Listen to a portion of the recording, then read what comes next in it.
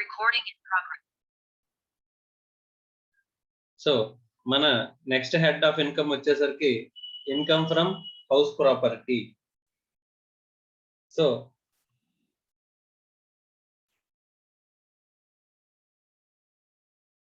sir, income from house property అని చెప్పేసి చూస్తే ఇక్కడ బై నామిన్క్లేచర్ చూస్తే మనకి ఇక్కడ ఏదో హౌస్ ప్రాపర్టీ అంటే ఒక హౌస్ ఉండి దాని మీద మనకి రెంటల్ ఇన్కమ్ వస్తుంటే ఆ రెంటల్ ఇన్కమ్ మీద సంబంధించిన మనం ట్యాక్స్ అనేది ఆ రెంటల్ ఇన్కమ్ కి సంబంధించిన ట్యాక్స్ అనేది ఎలా పే చేయాలి అండ్ ఇన్కమ్ అనేది ఎలా క్యాలిక్యులేట్ చేయాలి అన్నది అనుకుంటామమ్మా జనరల్ గా బై నామిన్క్లేచర్ చూడగానే.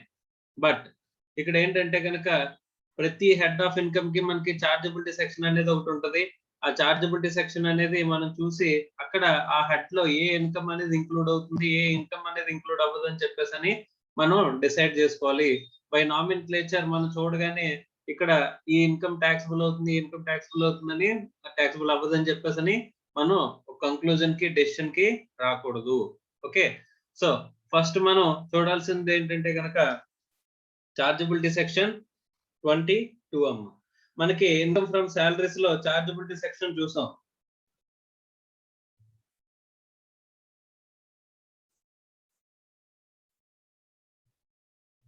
ఇన్కమ్ ఫ్రమ్ సాలరీస్ లో చార్జబిలిటీ సెక్షన్ ఉందమ్మా.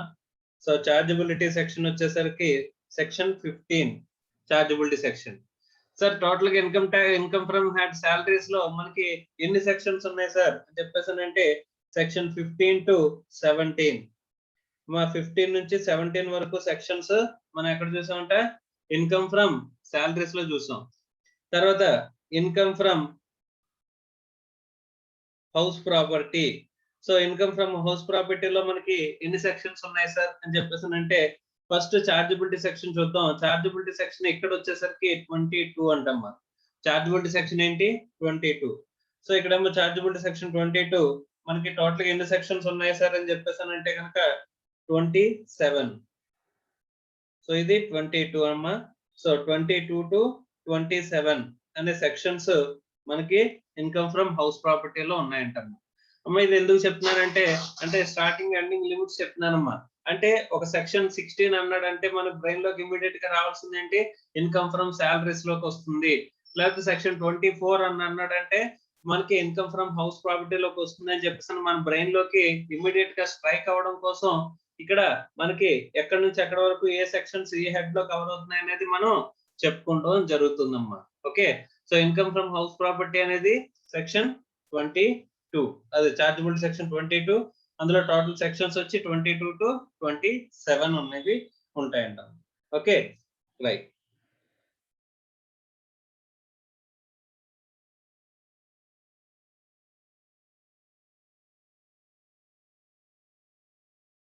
సో ఫస్ట్ మనం చార్జబిలిటీ సెక్షన్ 22 గురించి మాట్లాడుకుందాం.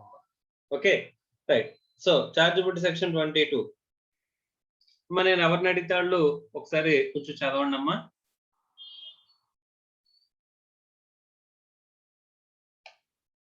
అమ్మా మానస. చార్జబిలిటీ సెక్షన్ 22 చదవమ్మా ఒకసారి. The annual value of any property comprising of buildings or lands. ఒక్క నిమిషం ముందుగా చదువు. సెక్షన్ 22 ఏం చెప్తుందమ్మా? Annual value. Chargeability of annual value. Okay, annual value of any property అన్నాడు అంతేనమ్మా. నెక్స్ట్ ఏమన్నాడమ్మా? ప్రాపర్టీ కంప్రైజెస్ ఆఫ్ అని అన్నాడు అంతేనా? అమ్మా వినిపిస్తుందా? Hello sir. అమ్మా వినిపిస్తుందమ్మా? Yes sir.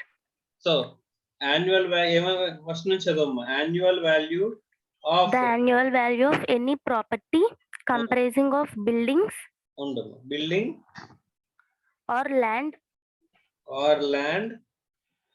appertinent thereto. Okay, right, next.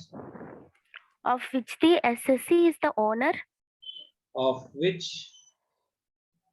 SSC is owner. Okay. is chargeable to tax under the head income from house property. Is chargeable to tax ఏంటంటాము under the head income from house property. అంతేనమ్మా? Yes sir. Of చేసాను. That so ఇది చార్జబిలిటీ section అమ్మా. ఏం చెప్తున్నాడు చూడండి అమ్మా. మనం salaries లో చార్జబిలిటీ సెక్షన్ చూసాం, సెక్షన్ 15. అందులో ఈచ్ అండ్ ఎవ్రీ పాయింట్ ని మనం కన్సిడర్ చేసుకుంటూ అక్కడ మనం ట్యాక్స్ ఇన్కమ్ అనేది ఎలా క్యాలిక్యులేట్ చేస్తాం, ఇన్కమ్ అనేది ఎలా డెరైవ్ అవుతాం అని చెప్పేసి మనం మాట్లాడుకున్నాం అమ్మా. రైట్. ఇక్కడ ఏం చెప్తున్నాడు అంటే కనుక they are going to tax the annual value. ఏం ట్యాక్స్ చేస్తారంటమ్మా? యాన్యువల్ వాల్యూ ట్యాక్స్ చేస్తారు. Annual value of what? Annual value of the property అని చెప్పేసి అని అంటాడమ్మా. సార్ వాట్ ఈస్ ప్రాపర్టీ అంటే ప్రాపర్టీ కంప్రైజింగ్ ఆఫ్, ప్రాపర్టీలో ఏముండాలంట? Building or land apartment thereto అంటున్నాడు. Okay right. So building, land, దాంతో కలిపి ఉన్న ల్యాండ్. ఓకే, బిల్డింగ్ తో కలిపి ఉన్న land of which, so assessee is the owner. SSC ఏమై ఉండాలంట? ఓనర్ అయి ఉండాలంట. Is chargeable to tax under the head income from house property అని చెప్పేసి అని అన్నారు. సార్ ఇందులో మనం ఈ డెఫినేషన్, ఇది డెఫినేషన్ పార్ట్ అనుకుంటే కనుక ఈ డెఫినేషన్ లో మనం ఏమేమి నేర్చుకోవాలి సార్ అని చెప్పేసి అంటే కనుక ఫస్ట్ యాన్యువల్ వాల్యూ అంటే నేర్చుకోవాలమ్మా. What is annual value? ఆ ప్రాపర్టీ యొక్క యాన్యువల్ వాల్యూ ఏంటి అంటే ఇక్కడ నెక్స్ట్ ప్రాపర్టీ అంటే ఎట్లా చెప్పాడమ్మా. ప్రాపర్టీ కన్సిస్టింగ్ ఆఫ్ అని చెప్పేసి what consist of the property అని చెప్పేసి ఆల్రెడీ మనకి చెప్పాడు. ప్రాపర్టీ కన్సిస్టింగ్ ఆఫ్ ఏమంటున్నాడు? Building or land apartment thereto. Okay, so building or land apartment thereto అని చెప్పేసి చెప్పాడు. తర్వాత ఎస్ఎస్సి ఏమవ్వాలన్నాడమ్మా? ఓనర్. సో ఓనర్ అంటే ఏంటి? ఓనర్షిప్ అంటే ఏంటి? ఓనర్ అనేవాడు ఎలా అవుతాడు? ఓకే, సో ఓనర్ లో ఏ కేసెస్ మనం కన్సిడర్ చేస్తాము అనేది చూడాలి. ఇవన్నీ కూడా చూద్దాం. చూసే ముందు నాకు ఒక చిన్న క్వశ్చన్ అనేది అడుగుతాను, నాకు ఆన్సర్ చేయాలమ్మా. సో నేను ఎవరిని అడిగితే వాళ్ళు ఆన్సర్ చేయాలి. Okay right. దిలీప్.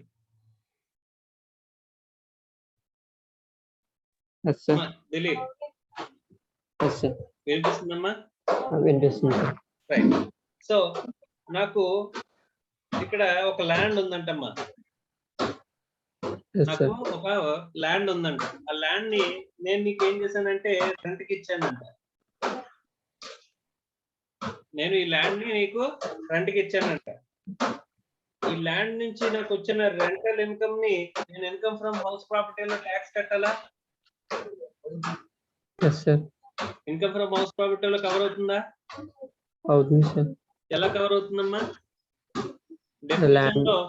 ల్యాండ్ అని చెప్పాడు కాబట్టి ల్యాండ్ మనం లీజ్ కి ఇచ్చినా సరే ఇన్కమ్ ఫ్రమ్ హౌస్ ప్రాపర్టీ అనా? Is this property consist of land or building, లేకపోతే building or land apartment thereto? What is land apartment thereto అంటే బిల్డింగ్ తో పాటు కలిపి ఉన్న ల్యాండ్. ఇప్పుడు ఓన్లీ ల్యాండ్ నీకు ఇచ్చాను రెంట్ కి. Is my income covered under the income from house property? Land ఒకటే ఉంది, అక్కడ బిల్డింగ్ ఏమీ లేదు. అప్పుడు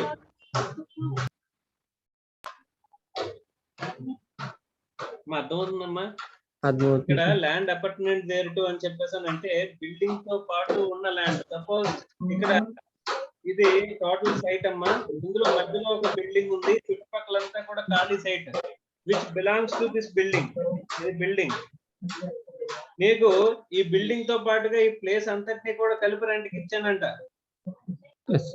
ఇప్పుడు ఈ ప్రాపర్టీ నుంచి వచ్చిన ఇన్కమ్, ఈ ప్రాపర్టీ నుంచి వచ్చిన రెంట్ అంటే యాన్యువల్ వాల్యూ, ప్రాపర్టీ యొక్క annual value is chargeable under the head income from house property. Okay, కానీ ఓన్లీ ఉత్తి ల్యాండ్ ఇస్తే గనక is that income is considered under income from house property? No sir. అర్థమైందా? advance. So only land ఇస్తే కనుక it is not covered అమ్మా. Yes, is sir. It clear or not? First of all Clear. అర్థమైందా? Advance. Only land కనుక ఇచ్చినట్లయితే, only land అయితే కనుక it is not covered under the property which referred under section 22. ప్రాపర్టీలో only land అయితే cover అవ్వదు. తర్వాత దాని మీద బిల్డింగ్ ఉండాలా, బిల్డింగ్ తో పాటుగా ల్యాండ్ ని మనం రెంట్ కి ఇచ్చినా సరే అప్పుడు బిల్డింగ్ తో కలిపి ఉన్న ల్యాండ్ ని, అంటే బిల్డింగ్ అసోసియేట్ అయిన ల్యాండ్ ని, ఓకే, బిల్డింగ్ కి అపార్ట్మెంట్ గా ఉన్న ల్యాండ్ ని. అర్థమైందమ్మా? Yes, sir. Is it clear or not? Clear, sir. Right. Suppose నేను నీకు ల్యాండ్ ఇచ్చాను రెంట్ కి. Yes, sir. ఈ ల్యాండ్ మీద బిల్డింగ్ నువ్వు కట్టావు. నా దగ్గర నుంచి ల్యాండ్ తీసుకుని నువ్వు బిల్డింగ్ కన్స్ట్రక్ట్ చేసావు మీద బిల్డింగ్. Yes, sir. ఇప్పుడు ఈ బిల్డింగ్ ని నువ్వు వేరే వాడికి రెంట్ కి ఇచ్చావు.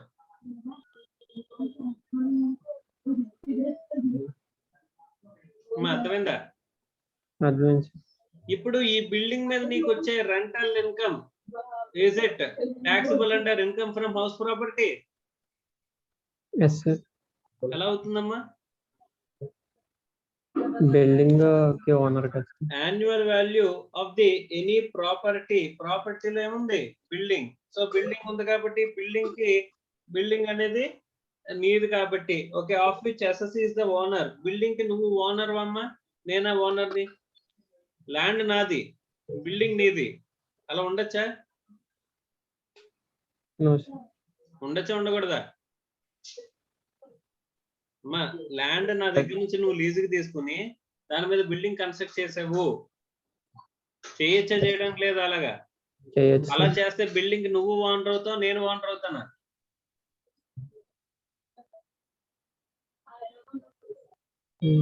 అర్థమైంది? నువ్వే కదమ్మా డబ్బులు పెట్టి కన్స్ట్రక్ట్ చేసావు. Yes, sir. అలాంటప్పుడు నువ్వా ఓనర్ నేనా? నేనే, sir. నువ్వే కదా.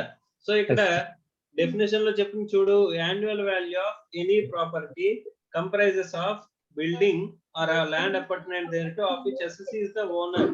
ఈ బిల్డింగ్ కి ఓనర్ నువ్వు, ల్యాండ్ కి ఓనర్ కాకపోవచ్చు కానీ బిల్డింగ్ కి ఓనర్ నువ్వే కాబట్టి ఆ ప్రాపర్టీ ఇందులో కవర్ అవుతుంది. కాబట్టి ఈ ప్రాపర్టీ యొక్క యాన్యువల్ వాల్యూ ఏమవుతుందమ్మా? It is taxable or chargeable in the head income from house property in your hands. అర్థమైందమ్మా? Advance. Right. So even though land నీది కాకపోయినా సరే బిల్డింగ్ కి నువ్వు ఓనర్ కాబట్టి బిల్డింగ్ కి కన్స్ట్రక్షన్ చేసావు కాబట్టి, సో ఆ బిల్డింగ్ కి నువ్వు ఇక్కడ ప్రాపర్టీలో మన డెఫినేషన్ లో ఉన్న ప్రాపర్టీలో బిల్డింగ్ కవర్ అవుతుంది కాబట్టి, ల్యాండ్ ఉన్నా లేకపోయినా పర్లేదు బిల్డింగ్ అనేది కవర్ అవుతుంది కాబట్టి ఆ బిల్డింగ్ నువ్వు ఓనర్ కాబట్టి దాని మీద ప్రాపర్టీ మీద వచ్చే యాన్యువల్ వాల్యూ ఏమవుతుందంట? Taxable. Yes, sir. Is it clear or not? Yes, sir. What is building? What is building? మా బిల్డింగ్ అంటే ఏంటమ్మా? Building consist of at least 2 bedrooms, 1 kitchen and 1 hall. ఇలా ఉండాలా? No, sir. మరి building అంటే ఏంటి? What is the definition of building? అంటే నువ్వేమనుకుంటున్నావు చెప్పమ్మా. కన్స్ట్రక్ట్ చేస్తే ల్యాండ్ మీద. అవును, కన్స్ట్రక్షన్ చేస్తాం. కన్స్ట్రక్షన్ చేస్తే ఎలా ఉండాలి? ఎలా ఉంటే బిల్డింగ్ అంటారు దాన్ని? ఇప్పుడు ఇందులో ఇక్కడ మినిమం 2 rooms ఉండాలి, లేకపోతే ఒక ఇది ఉండాలి, అలా ఏమైనా రిక్వైర్మెంట్స్ ఏమైనా ఉంటాయా? లేకపోతే అలా అక్కడ బిల్డింగ్ అంటే ఏంటి అని అడుగుతున్నాను. సో బిల్డింగ్ అంటే it's comprises of 4 walls and 1 roof అమ్మా. ఏంటమ్మా? 4 walls and 1 roof. Is it clear or not? Yes, sir. So అందులో పార్టీషనింగ్ ఎలా ఉండాలి ఏంటి అనేది ఏం సంబంధం లేదు. 4 గోడలు పైన రూఫ్ ఉంటే కనుక దాన్ని బిల్డింగ్ అనేస్తారు మనం. Yes, sir. Is it clear or not? Yes, sir. Clear. Right. Okay, next ఆఫ్ చేసేది. సో ఇక్కడ మనం చూస్తే గనక ఒక ప్రాపర్టీ యొక్క యాన్యువల్ వాల్యూ ట్యాక్స్ చేస్తాను అంటున్నాడమ్మా. యాన్యువల్ వాల్యూ అంటే ఏంటనేది మనం తర్వాత చూద్దాం. Annual value not only comprises of rental income ఒకటే కాదు, యాన్యువల్ వాల్యూ డిఫరెంట్ స్టోరీ. దాని గురించి మనం తర్వాత మాట్లాడుకుందాం. కానీ అలాంటి annual value of the property యొక్క యాన్యువల్ వాల్యూని మనం ఏం చేస్తాం? ట్యాక్స్ చేస్తాం. కానీ ప్రాపర్టీ అనేది ఇక్కడ ఏమవుతుందమ్మా బిల్డింగ్ ఉండొచ్చు, లేకపోతే దాంతో సహా ల్యాండ్. అమ్మా బిల్డింగ్ లేకుండా ఉత్తి ల్యాండ్ ఉంటే కనుక that will not come under income from house property. Okay, ఒకవేళ ఓన్లీ ల్యాండ్ నేను కనుక రెంట్ కి ఇచ్చినట్లయితే that will come under other sources. Okay, అలా ల్యాండ్ ని రెంట్ కి ఇచ్చుకోవడమే నీ బిజినెస్ అనుకుంటే కనుక that will be coming under income from business or profession. అది బిజినెస్ కాదు అనుకుంటే కనుక it is coming under income from other sources. So అలా కాదు సార్, ఇది బిల్డింగ్ తో కలిపి నేను ల్యాండ్ కూడా నేను అద్దెకి ఇచ్చాను సార్ అని చెప్పేసి అనుకుంటే కనుక అలాంటి ప్రాపర్టీ యొక్క యాన్యువల్ వాల్యూని మనం ట్యాక్స్ చేస్తూ ఉంటాం. ఓకే, ఆఫ్ విచ్ ఏమై ఉండాలంట, ఎస్ఎస్సి ఎవరై ఉండాలంట, ఓనర్ అయి ఉండాలంట. ఓకే, ఇక్కడ ఓనర్ అంటే ఓనర్ ఇంక్లూడ్స్ డీమ్డ్ ఓనర్ అమ్మ. Owner includes deemed owner. Okay, ఈ డీమ్డ్ ఓనర్ కాన్సెప్ట్ కూడా మనం తర్వాత మాట్లాడుకుంటాం. ఓకే, సో ఇప్పుడు మనం మొత్తంగా నేర్చుకోవాల్సినవి ఏంటంటే కనుక యాన్యువల్ వాల్యూ అంటే నేర్చుకోవాలి. తర్వాత ప్రాపర్టీ అంటే ఏంటో తెలుసుకున్నాం. Building or land apartment thereto. Building అంటే ఏంటో చూసాం. 4 వాల్స్ అండ్ 1 రూఫ్ ఉంటే దాన్ని బిల్డింగ్ అంటారంట.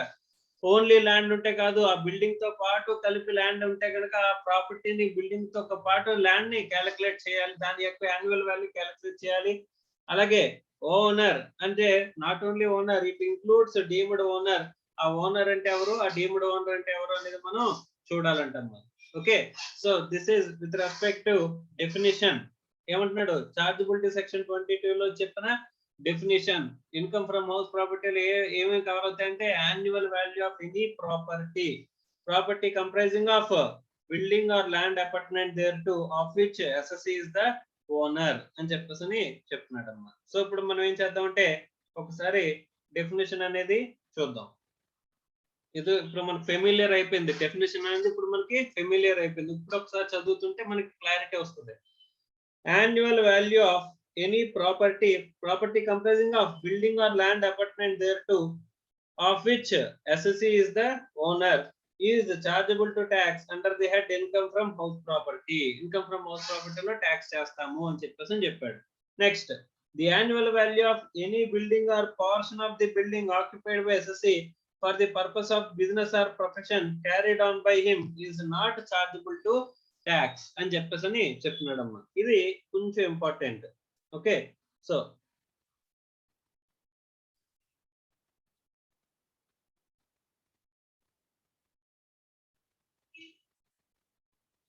ఏదైనా ఇక్కడ బిల్డింగ్ ఏదైతే ఉందో, ఇక్కడ బిల్డింగ్స్ అని చెప్పేసి ఉన్నాయనుకో, మా బిల్డింగ్లన్నీ కూడా ఇక్కడ మనకి బిల్డింగ్స్ ఇప్పుడు నాకు సపోజ్ ఒక 5 బిల్డింగ్స్ ఉన్నాయనుకోమ్మా, నాకు ఇక్కడ వీళ్ళు చెప్పినట్టు నాకు ఒక 5 బిల్డింగ్స్ ఉన్నాయనుకోమ్మా. ఈ 5 బిల్డింగ్స్ యొక్క ఈ 5 బిల్డింగ్స్ యొక్క యాన్యువల్ వాల్యూని మా రెంట్కి ఇచ్చామా లేదా అన్నది కాదు, వాటి యొక్క బిల్డింగ్ ప్రాపర్టీ యొక్క యాన్యువల్ వాల్యూని ట్యాక్స్ చేయడం గురించి మాట్లాడుతున్నాడు. అది నువ్వు రెంట్కి ఇచ్చావా, ఏం చేసావా అని చెప్పేసి ఎక్కడా కూడా మనకి డెఫినేషన్ లో చెప్పలేదు. If it is let out కి ఇస్తేనే మనకి టాక్సిబుల్, లెట్ అవుట్ కి ఇవ్వకపోతే టాక్సిబుల్ కాదు అని చెప్పేసి మనకి ఎక్కడ చెప్పట్లేదమ్మా. సో కాబట్టి ఇక్కడ బిల్డింగ్స్ యొక్క యాన్యువల్ వాల్యూని మన చేతిలో ఏం చేస్తాడంటమ్మా, ట్యాక్స్ చేస్తాము అని చెప్పేసి చెప్తున్నాడమ్మా. బిల్డింగ్ యొక్క యాన్యువల్ వాల్యూని is chargeable under the head income from house property అని చెప్పేసి చెప్తున్నాడు.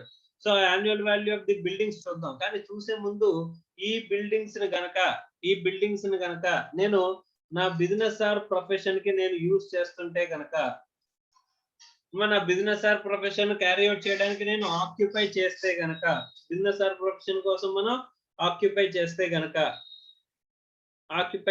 గనక ఏం చేయమంటున్నాడమ్మా, which will not be chargeable to tax. వాటి యొక్క యాన్యువల్ వాల్యూని నేను ఇన్కమ్ ఫ్రమ్ హౌస్ ప్రాపర్టీలో ట్యాక్సబుల్ చెయ్యను అని చెప్పేసి అంటున్నాడు. ఎందుకు అని చెప్పేసి అంటే మీరు జాగ్రత్తగా గమనిస్తే, మీరు business or profession carry out చేసేటప్పుడు P&L అకౌంట్ వేస్తారు కదమ్మా. P&L లో ఇక్కడ మీ సొంత బిల్డింగ్ అనుకోమ్మా, సొంత బిల్డింగ్ కి రెంట్ అనే ఎక్స్పెండిచర్ రాస్తారా? సో రెంట్ అనే ఎక్స్పెండిచర్ రాస్తారంటే మీ ఓన్ బిల్డింగ్ కి మీరు బిజినెస్ చేసుకుంటున్నారు, మీ ఓన్ బిల్డింగ్ కి మీరు రెంట్ అనేది చార్జ్ చేస్తారంటే చార్జ్ చేయరమ్మా. అంటే ఇక్కడ రెంట్ అనేది ఎక్స్పెండిచర్ కింద క్లెయిమ్ అవ్వదు. సో రెంట్ అనేది ఎక్స్పెండిచర్ కింద క్లెయిమ్ అవ్వకపోతే కనుక సో అది ఎక్కడ ట్యాక్సిబుల్ అవుతుందంటే ఎక్స్పెండిచర్ P&L లో ఇక్కడ ఎక్స్పెండిచర్ రాలేదు కాబట్టి that is taxable under income from business or profession లో ట్యాక్సిబుల్ అవుతుంది. కాబట్టి మనం ఎక్కడ ట్యాక్స్ చేయమన్నా ఇన్కమ్ ఫ్రమ్ హౌస్ ప్రాపర్టీలో మనం ట్యాక్స్ చేయమంట. సో రెంట్ అండ్ ఎక్స్పెండిచర్ మనం క్లెయిమ్ చేసుకోం కాబట్టి సో అదంతా కూడా ఇందులోకి ఇంక్లూడ్ అయిపోతుంది. To that extent of income అనేది income from business or profession లోకి ఇంక్లూడ్ అయిపోతుంది కాబట్టి it is not taxable under income from house property. So కాబట్టి ఇక్కడ ఏం చెప్తున్నాడమ్మా, బిజినెస్ ఆర్ ప్రొఫెషన్ కి మీరు కనుక ఏదైనా ప్రాపర్టీని మీరు ఆక్యుపై చేసినట్లయితే to carry on business or profession, business కానీ ప్రొఫెషన్ కానీ క్యారీ అవుట్ చేయడానికి కనుక మీకు ఆ ప్రాపర్టీని యూజ్ చేసినట్లయితే అలాంటి ప్రాపర్టీని మనం ఏం చేయాలంట, ఎక్స్క్లూడ్ చేయాలి. అంటే which is not carried on by him, not chargeable to tax అన్నాడు కాబట్టి ఏం చేయాలంటమ్మా, we should exclude, we should exclude. Sir exclude చేసేసి మిగిలిన ప్రాపర్టీస్ యొక్క యాన్యువల్ వాల్యూని మనం ఏం చేయాలంటమ్మా, చార్జబుల్ టు ట్యాక్స్, మిగిలిన chargeable to tax under income from house property. Income from house ప్రాపర్టీలో మనం ట్యాక్స్ చేస్తామంట. రైట్ సార్, ఒక చిన్న ఆస్పెక్ట్ మనం చూద్దాం. నా దగ్గర టోటల్ గా 10 buildings ఉన్నాయంటమ్మా, for which I am the owner. Mr. A is the owner.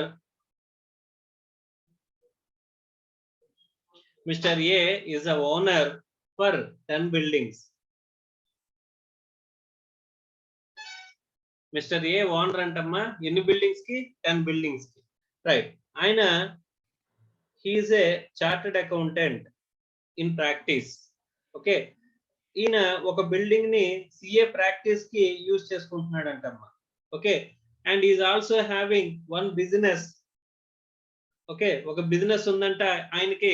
So ఇది కాకుండా ఒక రైస్ బిజినెస్ ఉందంట సపోజ్ ఎగ్జాంపుల్ కి. సో ఈ రైస్ బిజినెస్ చేయడానికి ఒక 2 బిల్డింగ్స్ అనేవి ఈయన యూజ్ చేస్తున్నారంట.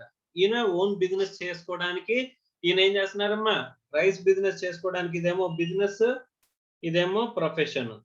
ఓకే, బిజినెస్ క్యారీ అవుట్ చేసుకోవడానికి 2 బిల్డింగ్స్ వాడుతున్నారు, ఈయన ప్రొఫెషన్ క్యారీ అవుట్ చేసుకోవడానికి ఒక బిల్డింగ్ అనేది వాడుతున్నారు. He is the owner. ఎన్ని బిల్డింగ్స్ కి ఆయన ఓనర్ అమ్మా, టోటల్ గా 10 బిల్డింగ్స్ కి ఆయన ఓనర్. సో కాబట్టి ఈ 10 బిల్డింగ్స్ లోంచి మనం ఏం చేస్తామంట, ఈ 10 బిల్డింగ్స్ లోంచి -1 for the profession and 2 for the business, total గా 3. ఈ 3 ని తీసేసి మిగిలిన 7 ప్రాపర్టీస్ ఉంటాయమ్మా. ఈ 7 ప్రాపర్టీస్ కి ఏమంటారమ్మా, ఈ ప్రాపర్టీస్ యొక్క యాన్యువల్ వాల్యూ, ఈ ప్రాపర్టీస్ యొక్క యాన్యువల్ వాల్యూ ఏం చేస్తారంటమ్మా, ఇన్కమ్ ఫ్రమ్ హౌస్ ప్రాపర్టీలో ట్యాక్స్ చేస్తాము అని చెప్పేసి చెప్తున్నారమ్మా. సో టోటల్ గా ఎన్నైతే ప్రాపర్టీస్ ఉన్నాయో, property consist of buildings. So ఎన్నైతే బిల్డింగ్స్ ఉన్నాయో, వాట్ ఈస్ బిల్డింగ్? బిల్డింగ్ అంటే 4 వాల్స్ 1 రూఫ్. సో ఉంటే గనక దాన్ని బిల్డింగ్ అంటాం. సో లోపల పార్టీషన్ అనేది ఎలాగైనా ఉండేవండి. ఓకే, సో ఈ లోపల ఇంద్రభవనంలో ఉండేవండి, లేకపోతే ఎలాగైనా ఉండేవండి. కాకపోతే ఇక్కడ ఏంటంటే ఇన్కమ్ ఫ్రమ్ హౌస్ ప్రాపర్టీలో ప్రాపర్టీ అనాలంటే ఇక్కడ 4 వాల్స్ 1 రూఫ్ అనేది కంపల్సరీ. సో ఇక్కడ టోటల్ గా ఉన్న 10 బిల్డింగ్స్ లో 3 బిల్డింగ్స్ అయినా ఒకటేమో ప్రొఫెషన్ క్యారీ అవుట్ చేసుకోవడానికి, ఇంకో 2 బిజినెస్ క్యారీ అవుట్ చేసుకోవడానికి వాడుతున్నాడంట. సో కాబట్టి ఆ టోటల్ ఉన్న ప్రాపర్టీస్ బిల్డింగ్స్ నుంచి ఈ బిల్డింగ్స్ ని మనం ఎక్స్క్లూడ్ చేయాలంట. ఎందుకంటే అవి నాట్ చార్జబుల్ టు ట్యాక్స్ అని చెప్పేసి చార్జబుల్ సెక్షన్ 22 లో మనకి చెప్పాడమ్మా. సో కాబట్టి అవి తీసేసిన తర్వాత బ్యాలెన్స్ ఏవైతే ఉన్నాయో బ్యాలెన్స్ యొక్క యాన్యువల్ వాల్యూ అనేది ఇన్కమ్ ఫ్రమ్ హౌస్ ప్రాపర్టీలో ట్యాక్స్ చేస్తా ఉంటాము. సార్ ఈ మిగిలిన ప్రాపర్టీస్ ని మనం ఏం చేస్తాం సార్ అని చెప్పేసానంటే, మిగిలిన ప్రాపర్టీస్ ని we will divide it into 3 categories అంటాం. మిగిలిన ప్రాపర్టీస్ ని మనం ఎలా కేటగరైజ్ చేస్తామంట, 3 ప్రాపర్టీస్ కింద మనం కేటగరైజ్ చేస్తామంట. First let out property.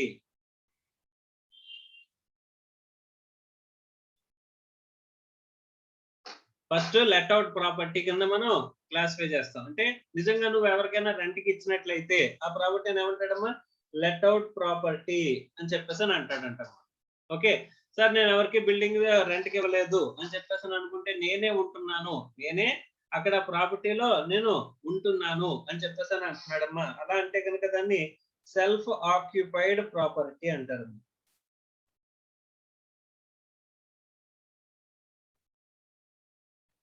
ఏంటన్నమ్మా, self occupied property అని చెప్పేసి అని అంటారు. సార్ నేను ఉండట్లేదు, లేకపోతే నేను లెట్ అవుట్ కి ఇవ్వలేదు, నేను లెట్ అవుట్ కి ఇవ్వలేదు, నేను సొంతంగా సెల్ఫ్ ఆక్యుపైడ్ కింద నేను ఉండట్లేదు. ఆ ప్రాపర్టీస్ నార్మల్ గా ఖాళీగా ఉన్నాయి అని చెప్పేసి అంటే కనుక which is not covered under the let out property or self occupied property will come under deemed to be let out property. ఎందులోకి వస్తాయమ్మా? Deemed to be let out property. Sir ఒక చిన్న డౌట్, లెట్ అవుట్ ప్రాపర్టీ అంటే ఏంటి అంటే మనం సంవత్సరంలో ఒక రోజు లెట్ అవుట్ కి ఇచ్చినది లెట్ అవుట్ ప్రాపర్టీ అవుతుందా, ఆర్ నేను సంవత్సరం అంతా లెట్ అవుట్ కి ఇస్తేనే లెట్ అవుట్ ప్రాపర్టీ అవుతుందా అనేది క్వశ్చన్ అమ్మా. సో ఈ క్వశ్చన్ ని ఎవరు ఆన్సర్ చేస్తారంటే కనుక రమ్య. మా రమ్య వినిపిస్తుందమ్మా?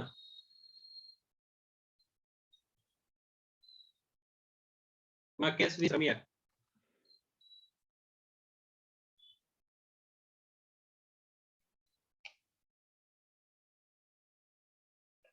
ఓకే. మా Venkata Lakshmi Yes, sir. వినిపిస్తుందమ్మా? Yes, sir. Okay. ఇక్కడ లెట్ అవుట్ ప్రాపర్టీ అంటే ఏంటి అంటే మనం ప్రాపర్టీస్ ని ఎలా డివైడ్ చేసాం అర్థమైందమ్మా? టోటల్ గా నాకు ఒక 10 ప్రాపర్టీస్ ఉంటే అందులో 3 ప్రాపర్టీస్ ని నేను అంటే ఒకటి ప్రొఫెషన్ కి 2 బిజినెస్ కి వాడుతున్నానని చెప్పేసి ఎక్స్క్లూడ్ చేసుకోమని చెప్పేసి, బిజినెస్ కానీ ప్రొఫెషన్ కానీ వాడుతుంటే వాటిని ఎక్స్క్లూడ్ చేసుకోమని చెప్పేసి ఎవరన్నారమ్మా? అమ్మ నా own business profession carry out చేసుకోవడానికి అని చెప్పేసి అని సెక్షన్ 22 చార్జబిలిటీ సెక్షన్ చెప్పింది. అవి ఎక్స్క్లూడ్ చేసామన్నారు ఎందుకంటే నాట్ చార్జబుల్ టు ట్యాక్స్ అన్నాడు. ఇక్కడ వరకు అర్థమైందమ్మా? Yes, sir. సో అందులోంచి తీసేస్తే ఇంకా బ్యాలెన్స్ ఎన్ని ఉన్నాయి? 7 ప్రాపర్టీస్ ఉన్నాయి. ఈ 7 ప్రాపర్టీస్ యొక్క యాన్యువల్ వాల్యూస్ ని మనం ఏం చేస్తామంట ఇన్కమ్ ఫ్రమ్ హౌస్ ప్రాపర్టీలో ట్యాక్స్ చేస్తామని చెప్పేసి అన్నారు. కానీ ఇలా ట్యాక్స్ చేయాలంటే ఫస్ట్ ఈ యాన్యువల్ వాల్యూ డిటర్మైన్ చేయాలి. ఈ యాన్యువల్ వాల్యూ ఎలా డిటర్మైన్ చేస్తామంటే కనుక బై కేటగిరీజింగ్ ద ప్రాపర్టీస్, అంటే ఈ ప్రాపర్టీస్ ని మిగిలిన ప్రాపర్టీస్ ని ఒక 3 కేటగిరీలుగా డివైడ్ చేసుకుంటే ఒక్కొక్క కేటగిరీకి ఒక్కొక్క type of annual value determination అనేది ఉందంటమ్మా. అర్థమవుతుందా? Yes, sir. సో ఇప్పుడు లెట్ అవుట్ ప్రాపర్టీకి ఒక విధమైన యాన్యువల్ వాల్యూ డిటర్మినేషన్ ఉంటుంది, సెల్ఫ్ ఆక్యుపైడ్ ఒక విధమైన యాన్యువల్ వాల్యూ డిటర్మినేషన్ ఉంటుంది, deemed to be let out ప్రాపర్టీకి ఒక విధమైన యాన్యువల్ వాల్యూ డిటర్మినేషన్ ఉంటుంది. సో ఇక్కడ లెట్ అవుట్ ప్రాపర్టీ అనాలి అంటే కనుక లెట్ అవుట్ ప్రాపర్టీ అంటే జనరల్ గా ఏంటంటే లెట్ అవుట్ అంటే రెంట్కి ఇవ్వడం, అద్దెకి ఇవ్వడం. Then, అంతేనమ్మా? yes, sir. So to Yes, sir. Classified as a let out property, ఒక ప్రాపర్టీని లెట్ అవుట్ ప్రాపర్టీ కింద మనం క్లాసిఫై చేయాలి అంటే కనుక ఎందుకు క్లాసిఫై చేస్తున్నాం ఇలాగా? ఇలా ఎందుకు క్లాసిఫై చేస్తున్నాం అనుకున్నాం? For calculation of annual value. Annual value determination కి డిఫరెంట్ మెథడాలజీస్ ఉన్నాయి ఒక్కొక్క ప్రాపర్టీకి, ఒక్కొక్క టైప్ ఆఫ్ ప్రాపర్టీకి. ఓకేనా? Yes, sir. సో కాబట్టి మరి లెట్ అవుట్ ప్రాపర్టీ అనాలి అంటే కనుక what is let out property? Let out property అంటే ఏంటి? మనం ఎవరికైనా రెంట్ కి ఇస్తే దాన్ని let out property. Through out the period అంటే టోటల్ ఇయర్ మొత్తం రెంట్ కి ఇవ్వాలా లేకపోతే పార్ట్ ఆఫ్ ది పీరియడ్ కూడా రెంట్ కి ఇచ్చుకోవచ్చా? Part of the period కూడా ఇచ్చుకోవచ్చు. So part of the period ని రెంట్ కి ఇచ్చినా సరే మనం ఆ ప్రాపర్టీని లెట్ అవుట్ ప్రాపర్టీ కింద అంటామా అమ్మా? Yes, sir. అంటే నేను జస్ట్ నీకు 1 మంత్ కే రెంట్ కి ఇచ్చాను, మిగతా 12 మంత్స్ ఖాళీగానే ఉంది. Is that property classified as let out property or not?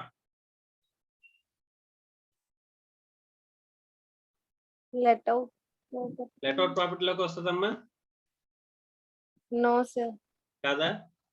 అంటే majority period more than 6 months ఏం చేసామనేదా మ్యాటర్ ఇక్కడ? మోర్ దాన్ 6 మంత్స్ కనుక ఒక ప్రాపర్టీ నేను లెట్ అవుట్ కి ఇస్తే కనుక సపోజ్ 8 మంత్స్ నీకు లెట్ అవుట్ కి ఇచ్చాను, అలాంటప్పుడు అది లెట్ అవుట్ అవుతుంది. అదే 4 మంత్స్ లెట్ అవుట్ కి ఇస్తే that is not a let out property. Is it clear or not? అంతేనమ్మా? Yes, sir. Is it? అంతేనా? Yes, sir.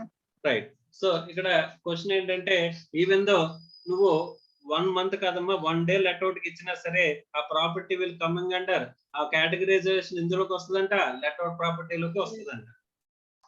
Yes, sir. అర్థమైందమ్మా? So Yes, what sir. Your contention is totally wrong. Even though 1 month part of the period అన్నా అంటే part of the period in excess of 6 months అలాంటి ఏం లేవమ్మా. Part of the period నువ్వు let out కి ఇచ్చినా the property will coming under let out property. Let out property కిందే వస్తుందంటమ్మా. Is it clear or not? Yes, sir. Right. ఇంకో question అడగచ్చా? Yes, sir. సో నీకు 5 months కి నేను ప్రాపర్టీ లెట్అవుట్ కి ఇచ్చాను. yes sir, తర్వాత నేను ఖాళీ చేసామని నేనే డైరెక్ట్ గా వచ్చేసి ఆ ఇంట్లో ఉంటున్నానమ్మా. నేను ఖాళీ చేయించేసాను. నేను బయటికి Yes. పంపించేసి ఆ ప్రాపర్టీని నేను నా సొంతానికి వాడుతున్నాను. నా సొంతానికి వాడితే దాన్ని ఏమంటారమ్మా? self occupied property, self occupied property అని చెప్పేసి అన్నాను. ఇప్పుడు నేను part of the period let out, part of the period self occupied అన్నాను. ఇప్పుడు ఈ ప్రాపర్టీ ఎందులోకి వస్తుంది? లెట్అవుట్ ప్రాపర్టీలోకి తీసుకోవాలా, సెల్ఫ్ ఆక్యుపైడ్ ప్రాపర్టీలోకి తీసుకోవాలా? self occupied,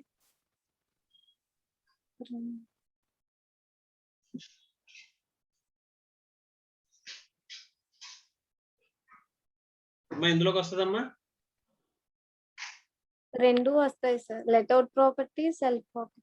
అదేనమ్మా, ఇప్పుడు ఒక ప్రాపర్టీని ఒక దాంట్లోకే మనం తీసుకెళ్ళగలమా? రెండిట్లోకి అంటే part of the period let out కింద, part of the period self occupied కింద తీసుకెళ్ళాలా? part of the period let out property, part of the period self occupied తీసుకోవాలి. అంటే 5 months లెట్అవుట్ కి ఇచ్చాను కాబట్టి 5 months ఏమో లెట్అవుట్ ప్రాపర్టీ కింద కన్సిడర్ చేయాలి, 7 months ఏమో ఇక్కడ సెల్ఫ్ ఆక్యుపైడ్ ప్రాపర్టీ కింద మనం కన్సిడర్ చేయాలి, అంతేనా? yes sir, మరి యాన్యువల్ వాల్యూ ట్యాక్స్ చేస్తాను అంటున్నావు కదా? yes sir, యాన్యువల్ వాల్యూ అంటే ఏంటమ్మా? ఇయర్ కి సంబంధించిన వాల్యూ. Year. yes sir, మరి ఇయర్ కి సంబంధించిన వాల్యూ అని చెప్పేసి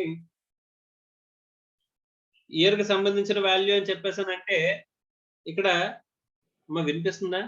yes sir, వినిపిస్తుంది sir. ఇయర్ కి సంబంధించిన వాల్యూ అని చెప్పేసాను కనుక నువ్వు అంటే మరి ఇప్పుడు 5 months ని ఇయర్ అంటాం ఇక్కడ.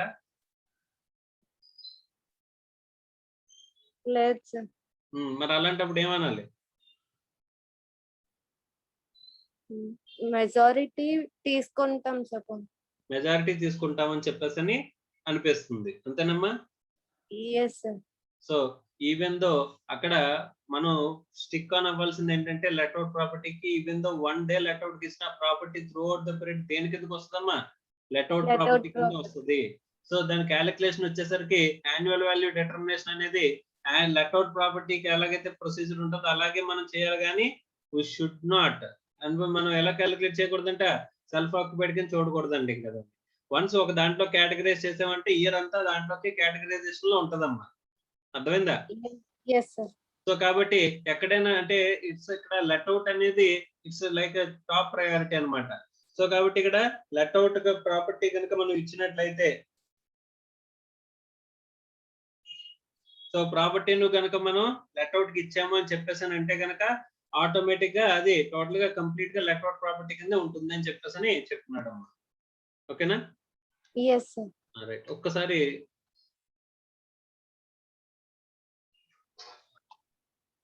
సో టోటల్ గా నా దగ్గర 10 ప్రాపర్టీస్ ఉన్నాయని చెప్పేసి మనం మాట్లాడుకున్నామమ్మా.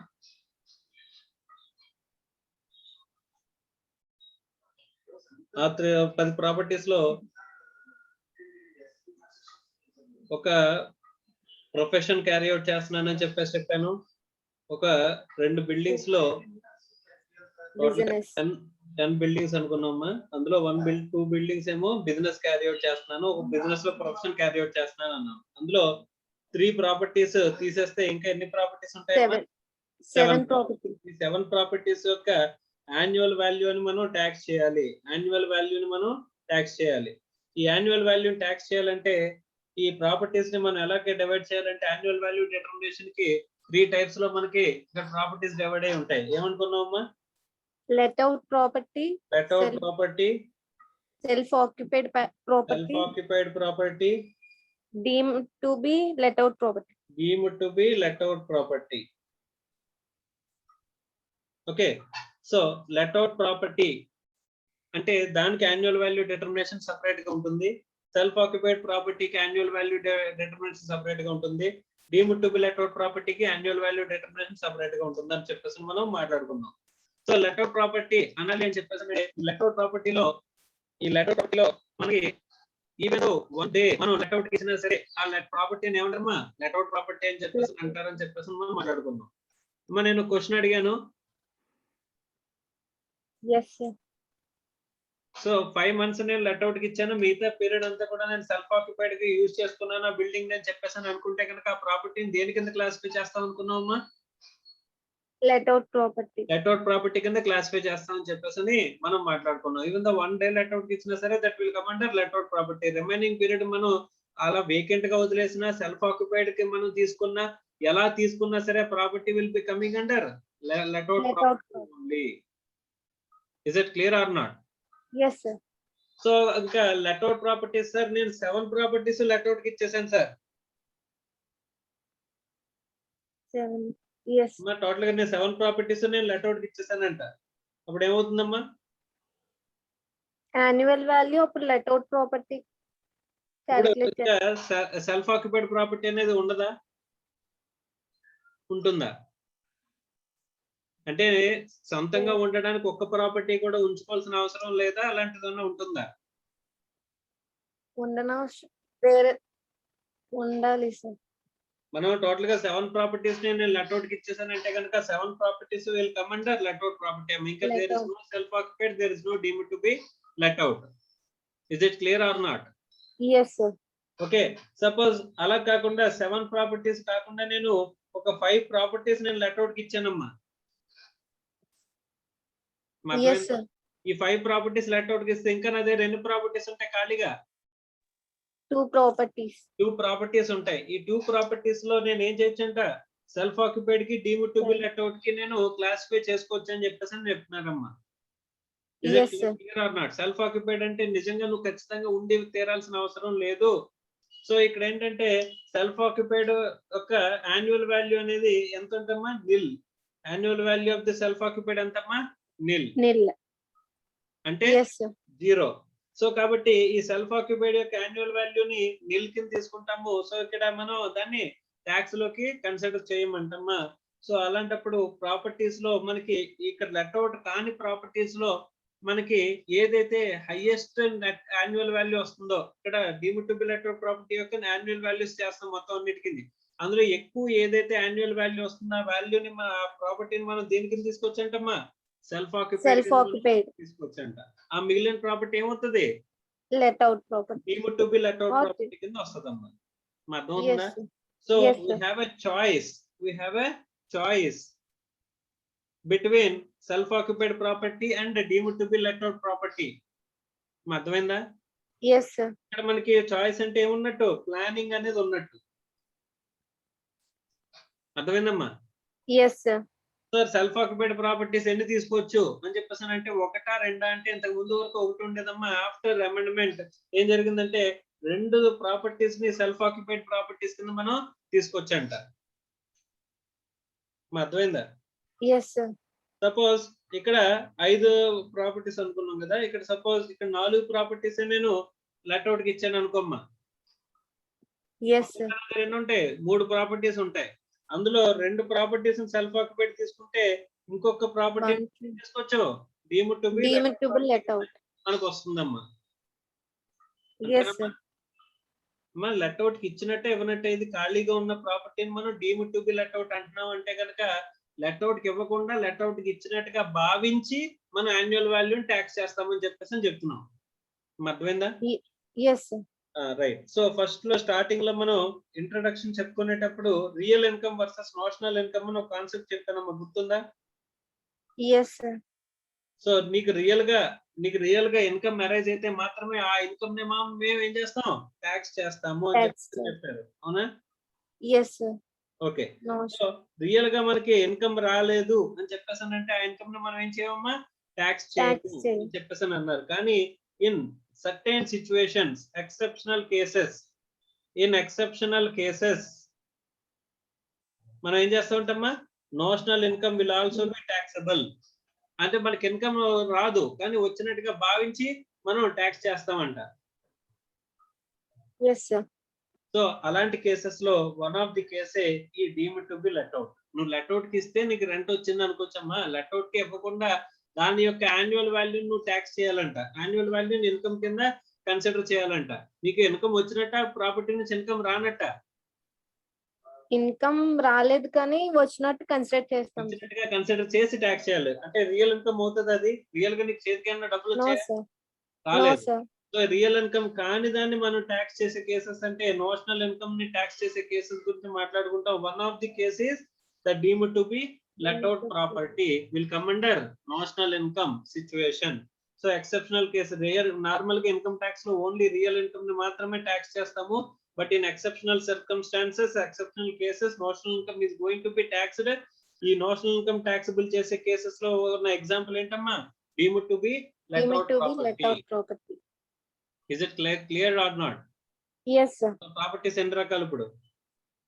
3 types. 4 ఎలాగా? నీ సొంతంగా Yes, బిజినెస్ ఆర్ ప్రొఫెషన్ కి యూజ్ చేస్తున్న ప్రాపర్టీస్ ని మనం ఆల్రెడీ Yes. మైనస్ చేసాం కదమ్మా. Yes, sir.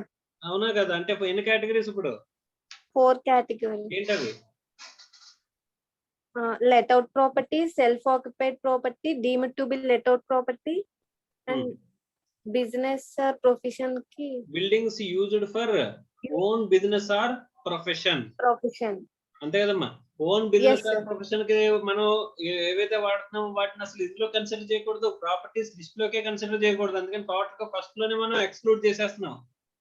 Income Yes, from sir. House property అనేది క్యాలిక్యులేట్ చేసేటప్పుడు చార్జబిలిటీ సెక్షన్ 22 లో బిజినెస్ ఆర్ ప్రొఫెషన్ కి మీ సొంత బిజినెస్ ఆర్ ప్రొఫెషన్ కి ఏదైనా ప్రాపర్టీస్ వాడితే కనుక వాటిని చార్జబిలిటీ ట్యాక్స్ లోకి తీసుకురామని అన్నాడు. కాబట్టి స్టార్టింగ్ లోనే నేనేం చేశాను? ఎక్స్క్లూడ్ చేస్తానమ్మా. Yes, sir. So is it clear or not? Yes, sir. Very good.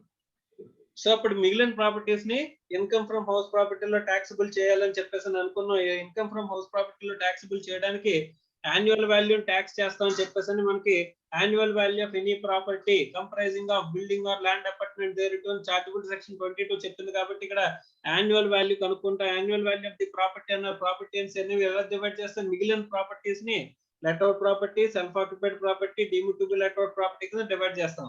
So let out property ఏమో మనకి ఏంటంటే 1 month మనం లెట్ అవుట్ ఇచ్చినా సరే that will come under let out property. Let out. So అది కాకుండా మిగిలింది అంతా కూడా self occupied property or deemed to be let out ప్రాపర్టీలో మనం డివైడ్ చేసుకోవచ్చు. చాయిస్ అనేది మనకి ఇచ్చాడు. చాయిస్ అనేది ఎలా ఉపయోగించుకుంటాం? ఎక్కువ యాన్యువల్ వాల్యూ అనేది ఉన్నది అనుకోమ్మా, దాన్ని దేనిలోకి తీసుకొస్తాం? Self occupied. Self-occupied. ఎందుకంటే సెల్ఫ్ ఆక్యుపైడ్ ప్రాపర్టీ యొక్క యాన్యువల్ వాల్యూ ఎంత అవుతుందంట? నిల్. Yes, sir. అర్థమైందమ్మా? సో ఈ Yes, sir. నాషనల్ ఇన్కమ్ కి ఎగ్జాంపుల్ ఏంటి? మన deemed to be let Deemed out. to be let out property. Is it clear or not? Yes, sir.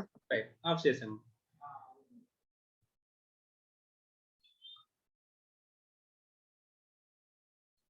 So ఇప్పుడు ఈ యాన్యువల్ వాల్యూకి మనం మనకి చార్జబిలిటీ సెక్షన్ 22 కి కొంచెం చిన్న ఎక్స్ప్లెనేషన్ ఇస్తున్నాడు. అది ఒకసారి చూడండి అమ్మా.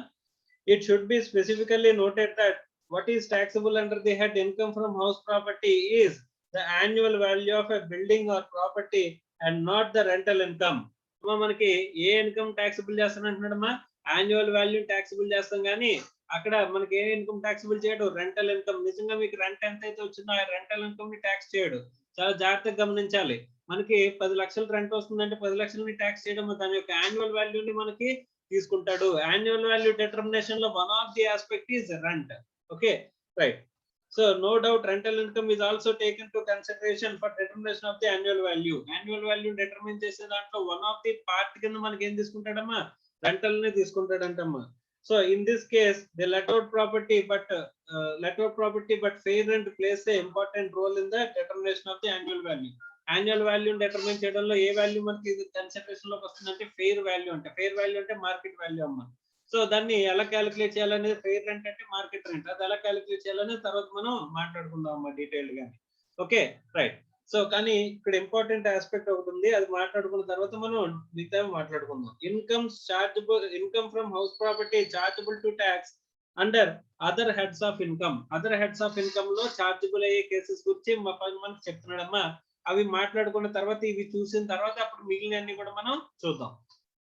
Okay, so first rent from the building or property let out is chargeable to tax under the head income from house property if the said property is sublet by the tenant.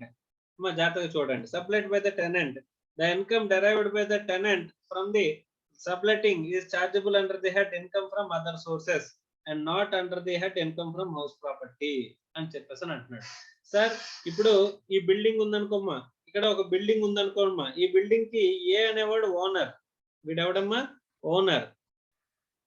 Okay, వీడు B అనేవాడికి let out కి ఇచ్చాడంటమ్మా. So ఇక్కడ ఈ let out అంటే lease clause లోని lease కి ఇచ్చినప్పుడు lease కి ఇచ్చినట్టు ఉంటే లెట్అవుట్ కి ఇవ్వడం. ఈ లీజ్ క్లాజ్ లో ఒక పాయింట్ రాయలేదంట. ఏంటి, మీరు కావాలనుకుంటే వేరే వాడికి లెట్అవుట్ కి ఇవ్వకూడదు అని చెప్పేసి అనే పాయింట్ రాయలేదంట. సో ఆ పాయింట్ ని బేస్ చేసుకుని రాయలేదు కాబట్టి బి అనేవాడు సి కి సబ్లెట్టింగ్ ఇచ్చాడంటమ్మా. సో సబ్లెట్టింగ్ ఇచ్చాడంట.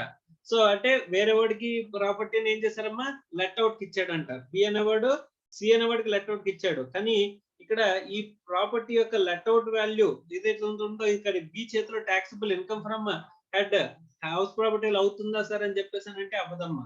సో ఎందుకని చెప్పేసానంటే బి అనేవాడు సి కి లెట్అవుట్ కి ఇచ్చిన ఇక్కడ బి అనేవాడు హీఈస్ నాట్ ద ఓనర్ కాదు. కాబట్టి ఏం చేయడంటమ్మా, it is not going to be chargeable under the head income from house property. కానీ ఏ అనేవాడు బి కి లెట్అవుట్ కి ఇచ్చాడు కదా, ఇది ఇన్కమ్ ఫ్రమ్ హౌస్ ప్రాపర్టీలో టాక్సిబుల్ అవుతుంది. But it is not covered under income from house property. It is taxable under income from other sources. Income from other sources lo taxable అవుతుందంట. అంటే సబ్లెట్టింగ్ అనే transaction income from other sources లో taxable అవుతుంది కానీ income from house property లో taxable అవ్వదు అని చెప్పేసి మనకి చెప్తున్నాడు అమ్మా. Next, so as he is not the owner, వాడు సబ్లెట్టింగ్ ఇచ్చినోడు ఓనర్ కాదు కాబట్టి ఆడికి వచ్చే ఇన్కమ్ ఫ్రమ్ హౌస్ ప్రాపర్టీలో taxable చేయము. ఎందుకు sir, chargeability section 22 is very clear about the ownership.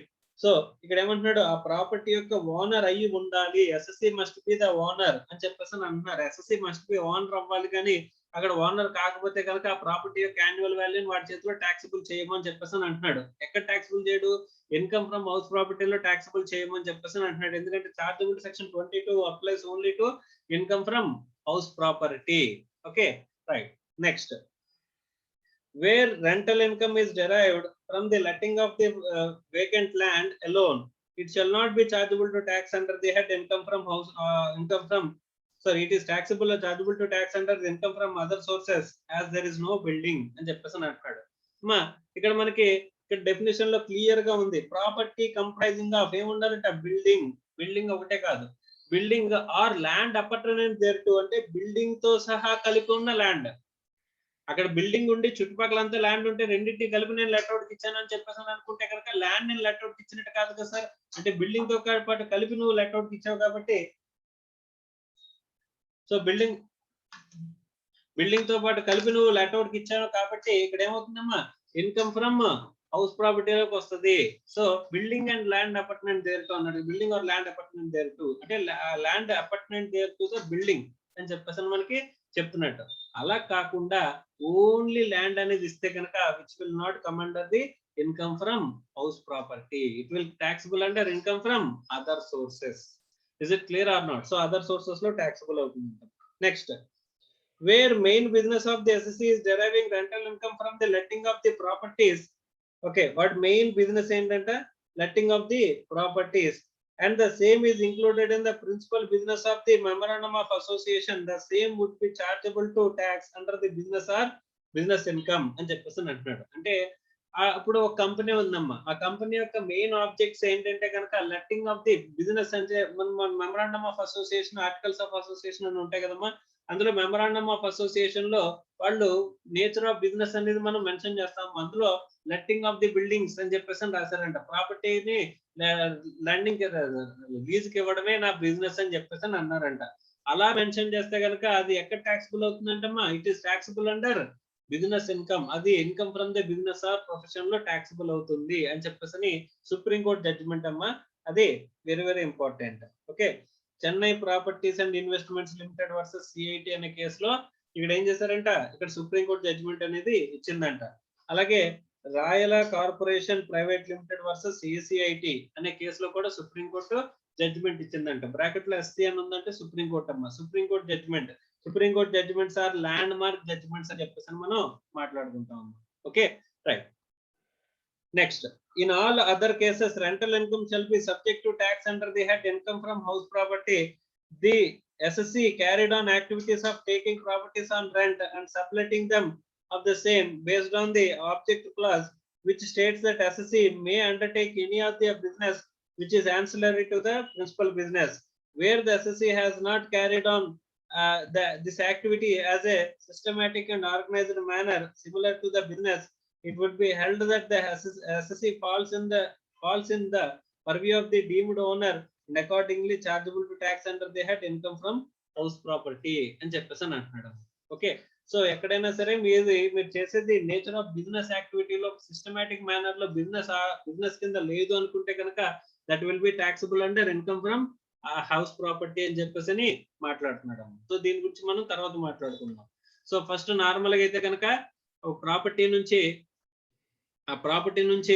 Income వస్తే కనుక ఆ ప్రాపర్టీ నుంచి ఇన్కమ్ వస్తే మనం ఏం చేయాలమ్మా, అది ఎక్కడ ట్యాక్సిబుల్ అవుతుంది అనేది చూడాలి. అది హౌస్ ప్రాపర్టీలోనా, అదర్ సోర్సెస్ లోనా, లేకపోతే బిజినెస్ కార్పొరేషన్ లోనా అనేది చూడాలి.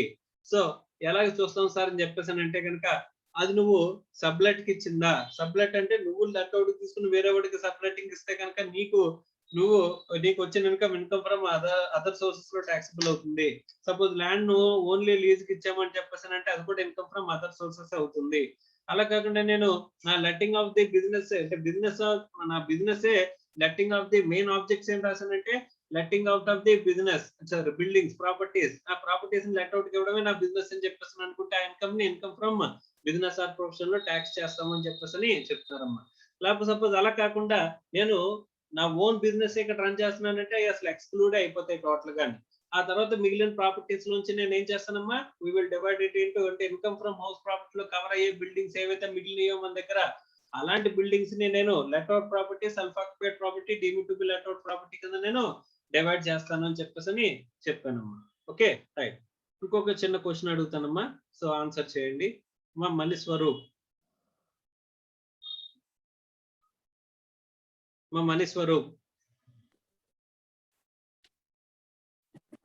వినిపిస్తుందా?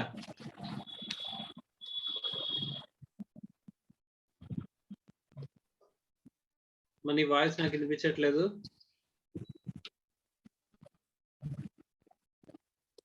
Of చేసమ్మా. Vamshika వినిపిస్తుందమ్మా?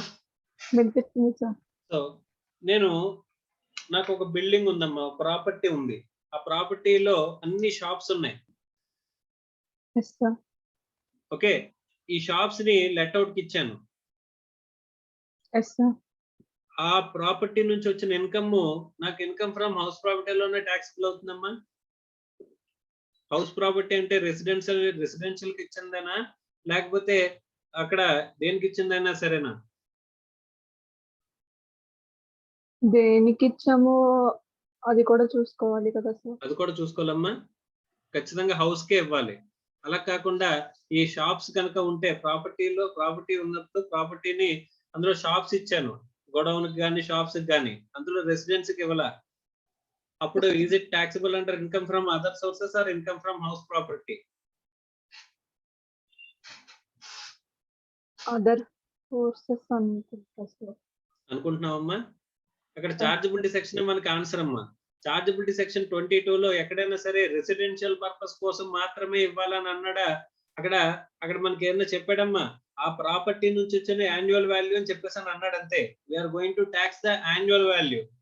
Okay, and we're not taxing rental income. నీకు వచ్చిన రెంటల్ ఇన్కమ్ ని ట్యాక్స్ చేయట్లేదు. We're going to tax the annual value.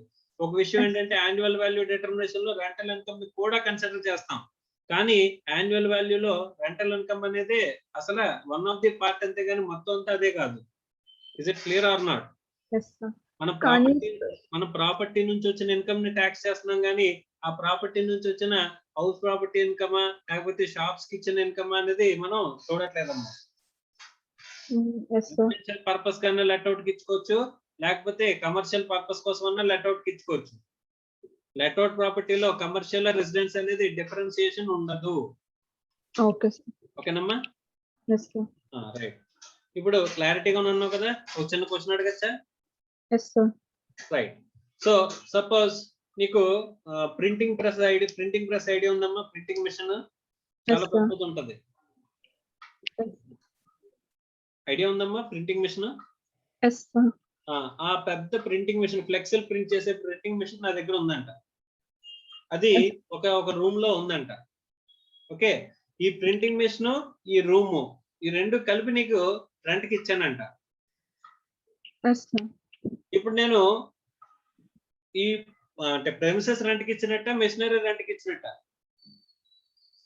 రెండు కలిపి నీకు మంత్ కి 1 lakh రెంట్ చార్జ్ చేస్తున్నానంట. Yes sir. ఇప్పుడు నేను నీకు మెషినరీ రెంట్ కి ఇచ్చినట్ట, బిల్డింగ్ రెంట్ కి ఇచ్చినట్ట?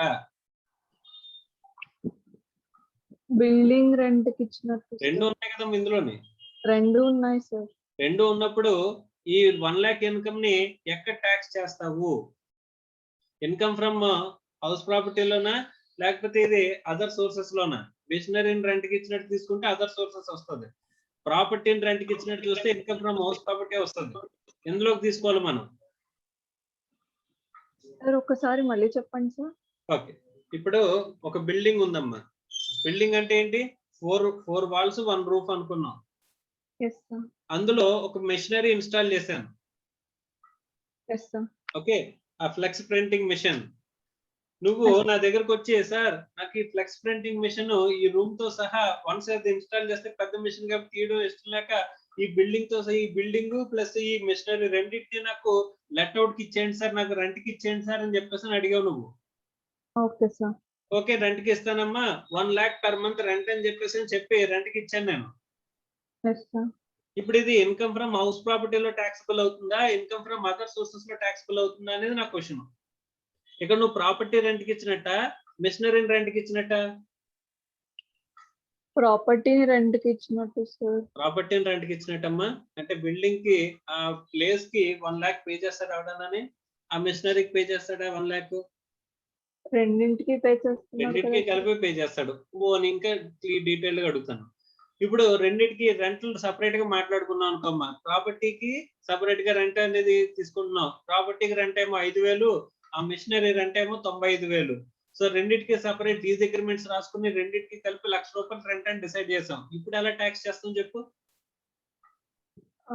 ఒకటైతే హౌస్ ప్రాపర్టీలోకి ప్రాపర్టీ ట్రాన్స్ఫర్. ఏమో ఇన్కమ్ ఫ్రమ్ హౌస్ ప్రాపర్టీ, ఆ మిషనరీ ఏమో income from other sources. Other sources. అదే బిజినెస్ అనుకుంటే income from business or profession. Okay right. అలా కాకుండా రెండింటికి కలిపి నేను రెంట్ ఒకటి చెప్పాను, 1 lakh అని చెప్పాను.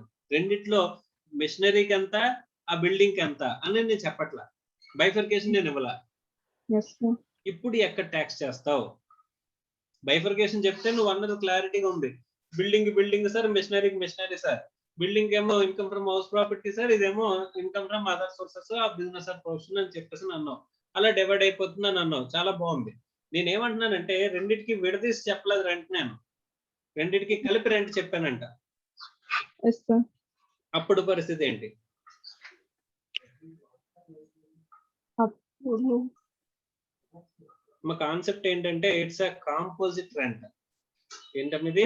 Composite Composite rent. కలిపి రెంట్ అనేది డిసైడ్ చేసినప్పుడు అంటే where machinery as well as building రెండు కూడా నేను నీకు రెంట్ కి ఇస్తే కనుక అలాంటప్పుడు రెంట్ ని ఇన్కమ్ ఫ్రమ్ హౌస్ ప్రాపర్టీలో ట్యాక్స్ చేయాలా, ఇన్కమ్ ఫ్రమ్ అదర్ సోర్సెస్ లో ట్యాక్స్ చేయాలా అనేది ఇక్కడ క్వశ్చన్. ఎక్కడ ట్యాక్స్ చేయద్దు, ఎక్కడ ట్యాక్స్ చేయాలని అనుకుంటున్నావు నువ్వు? రెండు ఇచ్చేస్తే ఒకటే రేట్ చెప్తే అంటే నేను రెండింటికి అమౌంట్ విడదీలా, రెండింటికి అమౌంట్ నేను విడదీసి చెప్పట్లా. Yes sir. అర్థమైందమ్మా? Yes sir. రైట్. ఇప్పుడు ఒకసారి నువ్వు కాంపోజిట్ రెంట్ అనే కాన్సెప్ట్ ఉంది కదమ్మా అక్కడ, ఎస్ సార్. అదొక్కసారి చదువమ్మా, బయటికి చదువు. The owner of the let out building may sometimes, along with the rent of the building, also receive rent for providing some other receipt or for services rendered in relation to the building. The total rent received in such cases is known as composite rent. The tax treatment of such rent shall be under. If let out of building and other assets are separable, the rent received in respect of the building let out will be chargeable under the head income from house property. The rent received in respect of providing other assets or rendering the services, as the case may be, will be chargeable under the head profit and gains from business or profession or income from other sources. If let out of the building and other assets are inseparable, the composite rent will be chargeable under the heads profits and gains from business or profession or income from other sources, as the case may be. Okay, ఇప్పుడు చెప్పమ్మా ఎక్కడ tax చేస్తామమ్మా? Income separable from అనుకుంటే separate చేయగలిగితే రెండింటిని వేరువేరుగా tax చేస్తా ఉన్నాడు. ఇన్సపరబుల్ అనుకుంటే సపరేట్ చేయలేము అనుకుంటే కనుక, వాల్యూ సపరేట్ గా చెప్పలేదు అనుకుంటే కనుక ఎక్కడ ట్యాక్స్ చేస్తామమ్మా? income from other sources. Not coming under income from house property, it will come under income from business or profession or other sources. Yes, sir. అర్థమైందమ్మా? Yes, sir. రైట్. ఇప్పుడు ఇంకో చిన్న క్వశ్చన్ అడగనా? Yes, sir. ఫర్నిష్డ్ అకామిడేషన్ ఇచ్చానంటే నీకు, నువ్వు sir ఇల్లు కావాలి సార్ నాకు రెంట్కి అని చెప్పేసి అడిగితే ఓకే అని చెప్పేసి పిలిచి నేను రెంట్కి ఇచ్చానంట. ఏమున్నాయి అక్కడ లోపల? ఇప్పుడు డబుల్ కాట్ బెడ్, తర్వాత AC, fridge, washing machine, dining table, furniture అంటే సోఫా సెట్, టేబుల్స్, చైర్స్ ఇవన్నీ కలిపి ఫిక్స్ చేసిన ఇంటిని నేను నీకు రెంట్కి ఇచ్చానంట. Yes, sir. ఫర్నిష్డ్ అకామిడేషన్ ని నేను నీకు లెట్అవుట్ కి ఇచ్చానంట. Yes, sir. ఇప్పుడు ఆ లెట్అవుట్ కి ఇచ్చిన ప్రాపర్టీ యొక్క ఇన్కమ్ ని ఎక్కడ ట్యాక్స్ చేస్తామమ్మా? Income from house property, yes, sir. House property అయినా Furnished value కి separate value తీసుకోవచ్చు వాళ్ళు అనుకుంటున్నాను. ఫర్నిష్డ్ వాల్యూ సెపరేట్ గా ఇవ్వకుండా మొత్తం కలిపి ఇదంతా కలిపి రెంట్ 15,000 అని చెప్పేసి చెప్పాను, అలాంగ్ విత్ ఫర్నిచర్ అని చెప్పేసాను. Yes, sir. అప్పుడు అప్పుడు కూడా హౌస్ ప్రాపర్టీ అనుకుంటున్నాను సార్, ఎందుకమ్మా? ఎందుకంటే మెయిన్ పర్పస్ హౌస్ కదా సార్. ఇక్కడ నీకు ఆపోజిట్ రెంట్ ఇచ్చినప్పుడు ఆ బైఫర్కేషన్ చెప్పాడా? అంటే మెయిన్ పర్పస్ ఇదే హౌస్ ప్రాపర్టీ అయితే ఇది అని చెప్పేసి ఎక్కడైనా చెప్పాడా? లేదు సార్. మరి లేనప్పుడు ఏమవుతుంది అది? Income from other source. Income from other source. If it is inseparable or Yes, sir. Separable or inseparable అనేది మెయిన్ ఆస్పెక్ట్ అమ్మా. ఎస్ అర్థమైందా? Sir. Okay sir. Clear or not? Yes sir. నువ్వు సపరేట్ చేయగలిగితే separate గా చేసిన దాని మీద tax చేయాలి, లేకపోతే కనుక సపరేట్ చేయలేకపోతే అదర్ సోర్సెస్ లో ట్యాక్స్ చేసేయమంటున్నాడు. ఎందుకంటే కనుక డెఫినేషన్, చార్జబిలిటీ సెక్షన్ డెఫినేషన్ 22 లో ఏం చెప్పారమ్మా? Property it is taxable under the property అని చెప్పేసి అని అన్నాడు. ప్రాపర్టీ మీద వచ్చిన యాన్యువల్ వాల్యూని మాత్రమే మనం ట్యాక్స్ చేయబోతున్నాం. ఫర్నిచర్ వాల్యూని వి షుడ్ నాట్ ఇంక్లూడ్. అర్థమైందమ్మా? సో ఫర్నిచర్ వాల్యూ కూడా ఇంక్లూడ్ అయింది అని చెప్పేసి అంటే దాన్ని సపరేట్ చేయలేకపోతున్నాం అనుకుంటే కనుక దాన్ని తీసుకెళ్ళి ఎక్కడ ట్యాక్స్ చేయాలంటమ్మా?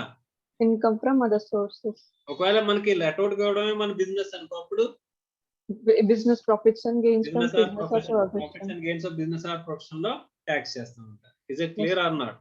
yes sir. ఇందాక మెషినరీ 95,000, బిల్డింగ్ 5,000 అని చెప్పేసానంటే రెండింటికి కలిపి నార్మల్ గా 1 lakh రెంట్ అని ఫిక్స్ చేస్తే అది సెపరబుల్ కాదు అనుకుంటే కనుక మెజారిటీ పోర్షన్ అనేది మెషినరీ ఉంది కాబట్టి అదర్ సోర్సెస్, ఇక్కడేమో మెజారిటీ పోర్షన్ అనేది బిల్డింగ్ ఉంటది కాబట్టి ఇక్కడ ఇన్కమ్ ఫ్రమ్ హౌస్ ప్రాపర్టీ అనేది డివైడ్ చేయడానికి అవసరం లేదు. డైరెక్ట్ గా సెపరబుల్ ఇన్సెపరబుల్ అనేది మనం చూస్తూ ఉంటాం.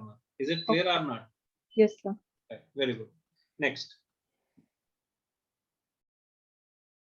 తర్వాత మనకి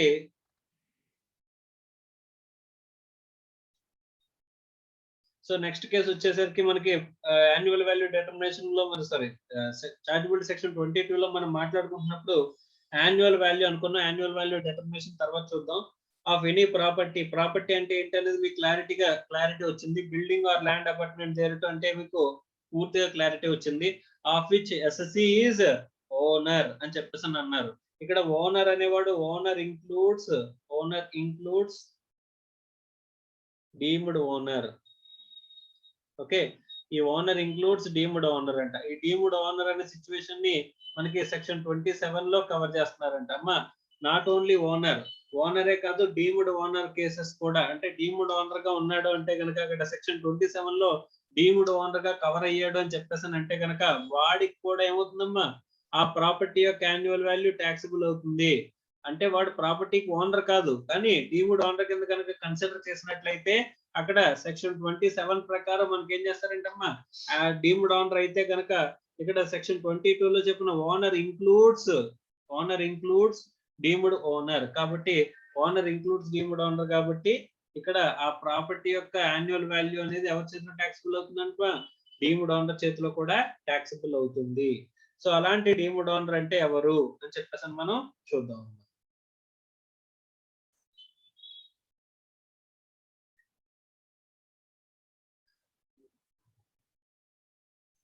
మా Shiva Markandeyulu. yes sir. So deemed owner అంటే ఎవరమ్మా? ఓనర్ ఇంక్లూడ్స్ డీమ్డ్ ఓనర్ అని చెప్పేసి మనం మాట్లాడుకుందాం.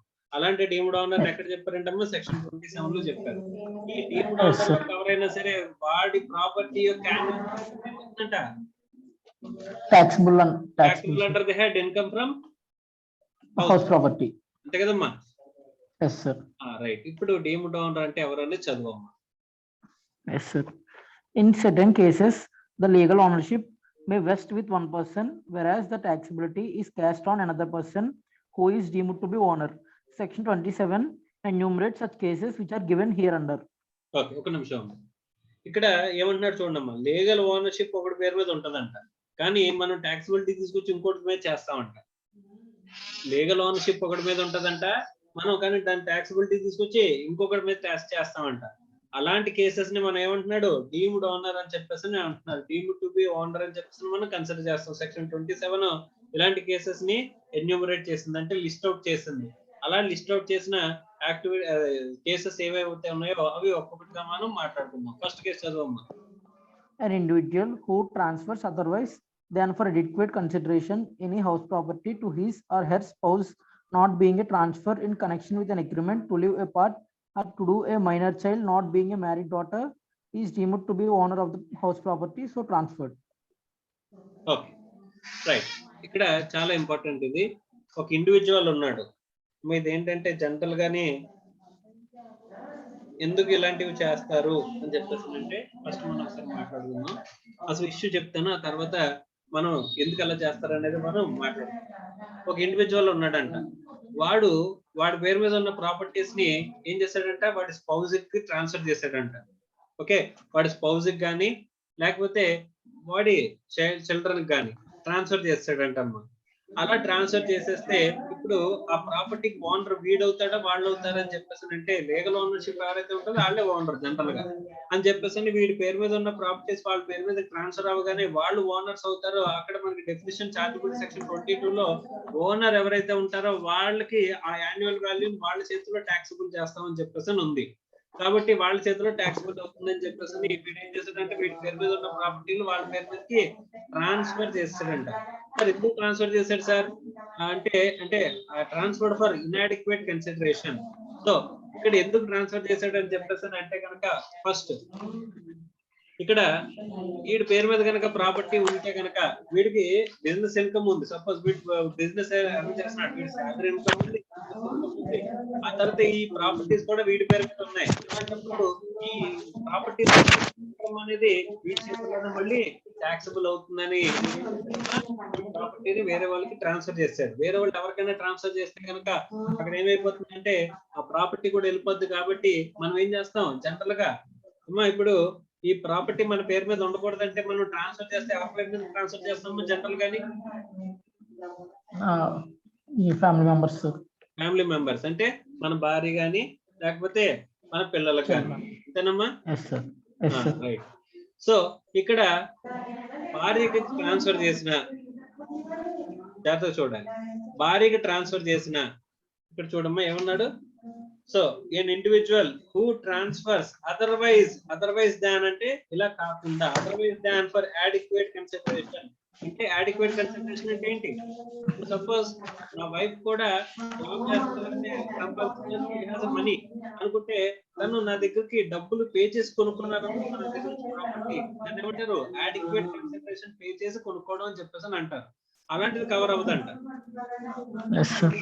అలా కాకుండా otherwise than for adequate consideration అంటే ఇప్పుడు 10 కోట్ల ప్రాపర్టీ అనుకోమ్మా, అది 10 లక్షల రూపాయలకి ట్రాన్స్ఫర్ చేస్తున్నాను అనుకో, అంటే 10 కోట్ల వర్త్ ప్రాపర్టీ 10 లక్షలకి ఎందుకు ట్రాన్స్ఫర్ చేస్తాను? అలా ట్రాన్స్ఫర్ చేస్తే ఏమవుతుందమ్మా, other than the adequate consideration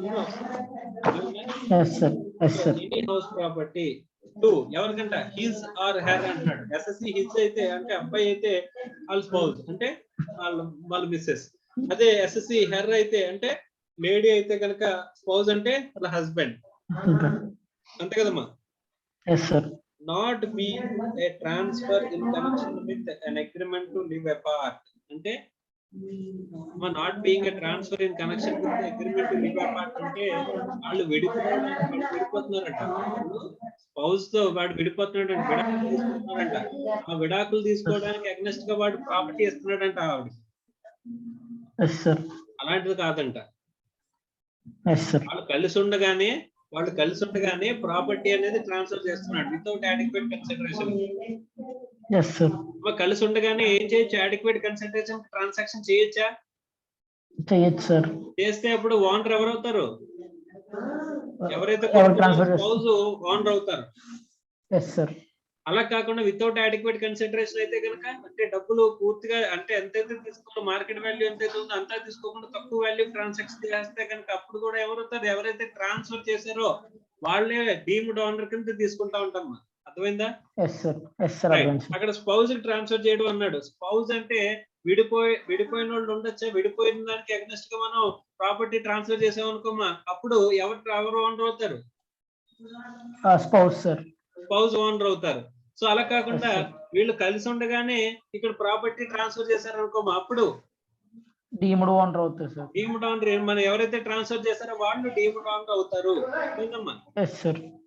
next or to a minor child అంటున్నాడు. అంటే మైనర్ చైల్డ్ కి ట్రాన్స్ఫర్ చేస్తే, మేజర్ చైల్డ్ కి ట్రాన్స్ఫర్ చేస్తే, మైనర్ కాకుండా మేజర్ చైల్డ్ కి ట్రాన్స్ఫర్ చేస్తే మేజర్ చైల్డ్ ఓనర్ అయిపోతారు సార్. మేజర్ చైల్డ్ ఓనర్ అయిపోతాడు. కానీ మైనర్ చైల్డ్ కి ట్రాన్స్ఫర్ చేస్తే కనుక అప్పుడు ఎవరంట? ట్రాన్స్ఫర్ చేసినోడే ఓనర్ అవుతాడంట. Yes sir.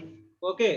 Not be minor married daughter అంటున్నాడు. అంటే మైనర్ మ్యారీడ్ డాటర్ ఎవరైతే ఉంటారో, మైనర్ మ్యారీడ్ డాటర్ ట్రాన్స్ఫర్ చేసినా సరే ఈ ఎవరు ఓనర్ అవుతారమ్మా? మైనర్ మ్యారీడ్ డాటరే ఓనర్ అవుతారంట. ఓనర్ అవుతారు. Yes sir. అదేంటమ్మా మైనర్ మ్యారీడ్ డాటర్ ఎందుకు ఓనర్ అవుతారు? ట్రాన్స్ఫర్ చేస్తే మైనర్ మ్యారీడ్ డాటర్ ఎందుకు ఓనర్ అవుతారంటే, ఇక్కడ డాటర్ కి మ్యారేజ్ అయిపోయింది అనగానే ఎవరు వెళ్ళిపోతారమ్మా? వేరే ఇంటికి వెళ్ళిపోతారు కదా. Yes sir. మరి వేరే ఇంటికి వెళ్ళిపోయినప్పుడు ఆ ప్రాపర్టీ వాళ్ళతో పాటు వెళ్ళిపోతుంది కదా. Yes sir. అందుకోసం అని చెప్పేసి మళ్ళీ వీడిని డీమ్డ్ ఓనర్ చేయరంట. అర్థమైందా? సో ఇంకొక చిన్న క్వశ్చన్ సార్, ఇక్కడ మైనర్ కి మ్యారేజ్ చేయొచ్చా? మైనర్ కి మ్యారేజ్ చేయొచ్చా? చేయకూడదు సార్. మరి ఇక్కడ మైనర్ మ్యారీడ్ డాటర్ అంటున్నాడు. ఒకవేళ జరిగితే అని చెప్పేసాను. అర్థమైందా? మైనర్ మ్యారీడ్ డాటర్ కనుక ట్రాన్స్ఫర్ జరిగితే అక్కడ మైనర్ మ్యారేజ్ ఇల్లీగలా అనేది మన క్వశ్చన్. ఇన్కమ్ ట్యాక్స్ లో కన్సిడర్ చేయం అసలు. సో మైనర్ మ్యారీడ్ డాటర్ ఎవరైతే ఉన్నారో ఆ మైనర్ మ్యారీడ్ డాటర్ కనుక మనం ట్రాన్స్ఫర్ చేసినట్లయితే ఆ ప్రాపర్టీ వేరే ఇంటికి వెళ్ళిపోద్ది. కాబట్టి మనం ట్రాన్స్ఫర్ చేసిన వాడు డీమ్డ్ ఓనర్ అవ్వడు. మైనర్ మ్యారీడ్ డాటరే ఓనర్ అయిపోతుంది. ఎవరి చేతిలో యాన్యువల్ వాల్యూ ట్యాక్సిబుల్ అవుతుందమ్మా? మైనర్ మ్యారీడ్ డాటర్ చేతిలోనే ఆ ప్రాపర్టీ అనేది ట్యాక్సిబుల్ అవుతుంది అంటాడు. ఇది అర్థమైందా? Deemed to be the owner of the house property so transferred. ఎవరైతే ట్రాన్స్ఫర్ చేశారో ఆ ఇండివిజువల్ ఆ ప్రాపర్టీ యొక్క ఓనర్ కింద ట్రీట్ చేయబడతాడు అని చెప్పేసి అని అంటున్నాడు. Deemed owner. అర్థమైందమ్మా? డీమ్డ్ ఓనర్ కేసులో ఫస్ట్ పాయింట్ లో ఎక్కడెక్కడ ఎవరెవరికి వస్తుందమ్మా ప్రాపర్టీ కనుక ఇన్అడిక్వేట్ కన్సిడరేషన్ కి ట్రాన్స్ఫర్ అయింది అని చెప్పేసి అనుకుంటే కనుక అక్కడ ఎవరు ట్యాక్సిబుల్ అవుతుందమ్మా? ఎవరి చేతిలో యాన్యువల్ వాల్యూ ట్యాక్సిబుల్ అవుతుంది? ఎవరైతే ట్రాన్స్ఫర్ చేస్తారో. అక్కడ ఎక్స్క్లూజివ్ ఐటమ్స్ ఏమేమి ఉన్నాయి? స్పౌజ్ కి మనం ట్రాన్స్ఫర్ చేసాం, విత్ అడిక్వేట్ కన్సిడరేషన్ కి ట్రాన్స్ఫర్ చేసాం. అప్పుడు అవ్వచ్చు సార్. స్పౌజ్ చేతిలోనే ట్యాక్సిబుల్ అవుతుంది సార్. ఓకే. సపోజ్ మనం ఆ స్పౌజ్ తోటి విడాకులు తీసుకుని విడిపోయినందుకు అగైనెస్ట్ గా ప్రాపర్టీ ఇచ్చేసాను. అప్పుడు స్పౌజ్ చేతిలోనే ట్యాక్సిబుల్ అవుతుంది సార్. కూడా స్పౌజ్ చేతిలోనే ట్యాక్సిబుల్ అవుతుంది. మన చిల్డ్రన్ కి మనం ప్రాపర్టీ ఇచ్చేసాం. అది కూడా ఎవరు? Major children. సార్ అప్పుడు మేజర్ చిల్డ్రన్ చేతిలోనే ట్యాక్సిబుల్ అవుతుంది సార్. ఒకవేళ మైనర్ చిల్డ్రన్ కి ట్రాన్స్ఫర్ చేసాం అప్పుడు డీమ్డ్ ఓనర్ వస్తారు కాబట్టి ఎవరైతే ట్రాన్స్ఫర్ చేశారో వాళ్ళ చేతిలో ట్యాక్సిబుల్ అవుతుంది. ఓకే. మైనర్ చైల్డ్ లో ఎవరంటే మైనర్ మ్యారీడ్ డాటర్. అప్పుడు మైనర్ మ్యారీడ్ డాటర్ చేతిలోనే ట్యాక్సిబుల్ అవుతుంది. Minor married son. అప్పుడు కూడా మైనర్ మ్యారీడ్ సన్ చెప్పలేదు. మైనర్ మ్యారీడ్ డాటర్ కే ఇక్కడ ఇది వస్తుందమ్మా. చెప్పాడు సార్. మైనర్ మ్యారీడ్ సన్ అయితే కనుక సన్ కి మైనర్ గా ఉన్నప్పుడు మ్యారేజ్ చేసినా సరే ట్రాన్స్ఫర్ చేసినప్పుడు ఎవరైతే ఉన్నాడో అక్కడ మైనర్ చైల్డ్ లోకి కవర్ అవుతాడు. అండ్ డీమ్డ్ ఓనర్ ఎవరైతే ట్రాన్స్ఫర్ ఎవరైతే చేస్తారో వాళ్ళే వస్తారమ్మా. అర్థమైందా? మైనర్ మ్యారీడ్ డాటర్ అయితేనే ఆ మైనర్ మ్యారీడ్ డాటర్ కూడా ఎందుకు వచ్చిందంటే ఆ ప్రాపర్టీ వేరే ఇంటికి వెళ్ళిపోతుంది. అవునమ్మా. మైనర్ మ్యారీడ్ సన్ అంటే మన దగ్గర ఉంటాడు. ఇంటి పేరు మారదు కదా. సో అందుకని చెప్పేసి మన దగ్గరే ఆ ప్రాపర్టీ అనేది డీమ్డ్ ఓనర్ కింద మన చేతిలోనే ట్యాక్సిబుల్ అవుతుంది. ఆడు మేజర్ అయిపోతే అప్పుడు వాళ్ళ చేతిలో ట్యాక్సిబుల్ అవుతుంది సార్. అది is it clear or not? Yes sir.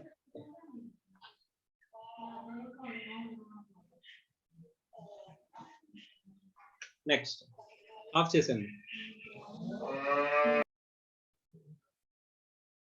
Manikanta yes sir. అర్థమైందమ్మా ఫస్ట్ పాయింట్? అర్థం సార్. సెకండ్ పాయింట్ చదువు. The holder of an impartable estate is deemed to be the individual owner of all the properties comprised in Holder the of an estate. impartial estate deemed to be the individual owner of all the properties comprised in the estate అని చెప్పేసి అని అంటున్నాడు. Yes sir. అంతేనమ్మా? Yes sir. Okay. So ఇక్కడ ఏంటి అని చెప్పేసానంటే ఏ అనే ఒకడు ఉన్నాడమ్మా, వాడికి వాళ్ళ తాత దగ్గర నుంచి అంటే గ్రాండ్ ఫాదర్ దగ్గర నుంచి ఒక ప్రాపర్టీ అనేది వచ్చిందమ్మా. Okay okay sir. ఈ ప్రాపర్టీ అనేది వచ్చింది. ఇప్పుడు ఏ ఒక్కడికే చెందుతుందా, ఏ లీగల్ హెయిర్స్ కూడా చెందుతుందా? ఏ లీగల్ హెయిర్స్ కూడా చెందుతుంది సార్. ఏకి చెందుతుంది, ఏ లీగల్ హెయిర్స్ కి చెందుతుంది, అంతే కదమ్మా? Yes sir. సో ఇప్పుడు ఈ ప్రాపర్టీ మీద వచ్చే రెంటల్ ఇన్కమ్ ఏదైతే ఉంటుందో ఆ ఇన్కమ్ ఎవరికి చెందుతుందమ్మా? మొత్తం అందరికి చెందుతుందా, ఓన్లీ ఏ వరకే ఏకే చెందుతుందా? మొత్తం లీగల్ హెయిర్స్ కి ఏకే కూడా చెందుతుంది సార్. అందరికి చెందుతుంది కదమ్మా. ఇప్పుడు ఈ ప్రాపర్టీ ఎవరి పేరు మీద ఉందంటే ఏ పేరు మీద ఉంది? గ్రాండ్ ఫాదర్ నుంచి ఏకి వచ్చింది. Yes sir. Okay, grandfather చనిపోతూ ఆ ప్రాపర్టీని ఏం చేశాడు, ఏకి ఇచ్చేసాడు. Okay sir. సో ఇప్పుడు ఏ దగ్గరికి వెళ్ళి సార్ మీకు ఇన్కమ్ వచ్చింది కదా, ఇన్కమ్ మీద ట్యాక్స్ కట్టండి అని చెప్పేసి ఏని అడిగారంట. Okay sir. ఇన్కమ్ ట్యాక్స్ వాడు ఏమన్నాడంట, సార్ ఇది ప్రాపర్టీ నా పేరు మీద ఉందని నేను ఆదనుకుంటున్నారేమో, ఈ ప్రాపర్టీ మొత్తం అందరికి చెందుతారా, అందరికి చెందుతుంది సార్ అని చెప్పేసి చెప్పాడంటమ్మా. సో ఇప్పుడు who is liable to pay tax? ఇప్పుడు సపోజ్ దీని మీద ఒక 1 crore ఇన్కమ్ వచ్చింది అనుకోమ్మా. Okay sir. 10 మంది బెనిఫిషియరీస్ ఉన్నారు అనుకో. Okay sir. అందరూ ఈక్వల్ గా పంచుకుంటున్నారు అనుకుందాం. అర్థమైందా? అర్థమైంది సార్. ఒక్కొక్కరికి 10 లక్షలు చొప్పున వస్తుంది ఇన్కమ్. Yes sir. పంచుకుంటున్నారు అలాగా. Okay sir. ఇప్పుడు ఈ 10 లక్షలు అంటే 1 కోటి రూపాయలు ట్యాక్స్ చేసేటప్పుడు ఏ దగ్గరికి వెళ్ళి బాబు నువ్వు ట్యాక్స్ కట్టంటే ఏమంటున్నాడు, ఆ ప్రాపర్టీ మీద ట్యాక్స్ కట్టమంటే ఏమంటున్నాడు, ఈ ప్రాపర్టీ నాది కదరా బాబు, నేను ఓనర్ గా నీకు కనిపిస్తున్నాను అంతే, లీగల్ ఓనర్షిప్ నా దగ్గర ఉందంటే ఇది అందరికి చెందుతుంది. సో కాబట్టి ఎవరిని ట్యాక్స్ అడగాలి, నువ్వు అందరినీ ట్యాక్స్ అడగాలి. అంతేనమ్మా? సో ఇక్కడ లీగల్ హెయిర్ దగ్గరికి వెళ్తే వాళ్ళు అడిగారంట, బాబు ఒకసారి నువ్వు డెఫినేషన్ చెప్పు, సెక్షన్ 22 లో డెఫినేషన్ చెప్పు అని అడిగారంట. అందులో where assessee is the owner అని చెప్పేసి ఉంది. అర్థమైందా? వినిపిస్తుందా? వాయిస్ బ్రేక్ అయింది సార్. ఇప్పుడు ఈ లీగల్ హెయిర్ దగ్గరికి వెళ్ళి ఇన్కమ్ ట్యాక్స్ వాడు బాబు 10 లక్షలు నీకు వచ్చాయి కదా, 10 లక్షల మీద ట్యాక్స్ కట్టు అని చెప్పేసి అడిగితే ఆ లీగల్ హెయిర్ అన్నాడంట సెక్షన్ 22 చదివించాడంట ఆడి చేత. అందులో ఎస్ఎస్సి ఇస్ ద ఓనర్ అని ఉంది కదా బాబు, నేను ఓనర్ ని కాదు అని చెప్పేసి చెప్పాడంటమ్మా.